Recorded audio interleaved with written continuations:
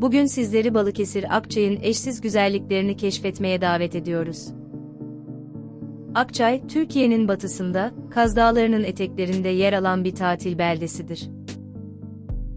Hem doğal güzellikleri hem de tarihi ve kültürel zenginlikleriyle göz kamaştırıyor. Akçay, eşsiz plajları ve tertemiz deniziyle ünlüdür. Burada keyifli bir deniz tatili yapabilir, kumun ve güneşin tadını çıkarabilirsiniz. Sahil boyunca uzanan yürüyüş yolları ve parklar da doğa severler için harika bir seçenek sunuyor. Akçay, doğal güzellikleriyle de ünlüdür. Çevresini saran Kaz Dağları, yemyeşil doğası ve masmavi gökyüzüyle büyülü bir atmosfer sunuyor. Kaz Dağları Milli Parkı içinde yürüyüşlere çıkabilir, doğanın kalbinde huzurlu anlar yaşayabilirsiniz. Akçay'dayken civardaki gezilecek yerlere de mutlaka uğramalısınız.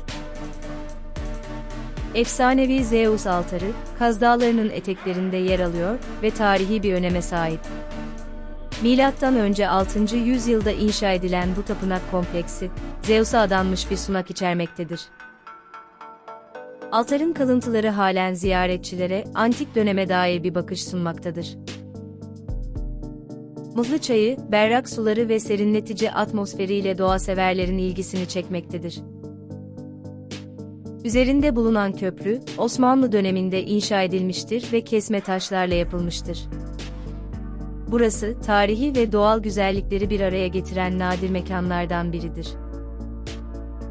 Şahinderesi, kaynağı Kaz Dağları'nın eteklerindeki sıra dağlardan oluşan bir bölgedir.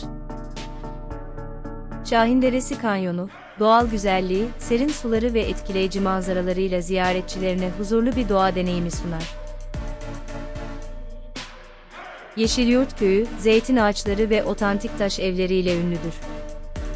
Köyde tarihi kilise ve taş yapılar bulunur. Doğa yürüyüşleri için ideal bir noktadır.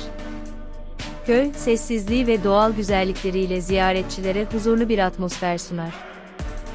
Cam teras, yüksek bir noktada yer alır ve Kaz Dağları'nın eşsiz doğal güzelliklerini keşfetmek isteyen ziyaretçilere panoramik bir görünüm sunar. Burada doğanın büyüleyici atmosferine tanıklık edebilir ve Kaz Dağları'nın eşsiz doğal mirasını keşfedebilirsiniz. Tahtakuşlar Etnografya Müzesi, tarihe ve kültüre ilgi duyanlar için önemli bir durak olup, bölgenin kültürel mirasını koruma ve tanıtma amacı taşımaktadır. Akçay, gün batımı ve gece manzaralarıyla da büyüleyici bir atmosfer sunuyor. Akşamüstü sahildeki romantik yürüyüşler, gün batımını izlemek için en güzel anlardan biri olabilir. Akçay'ın gece manzaraları ise ışıl ışıl sahil şeridi ve renkli gece hayatıyla sizi büyüleyecektir.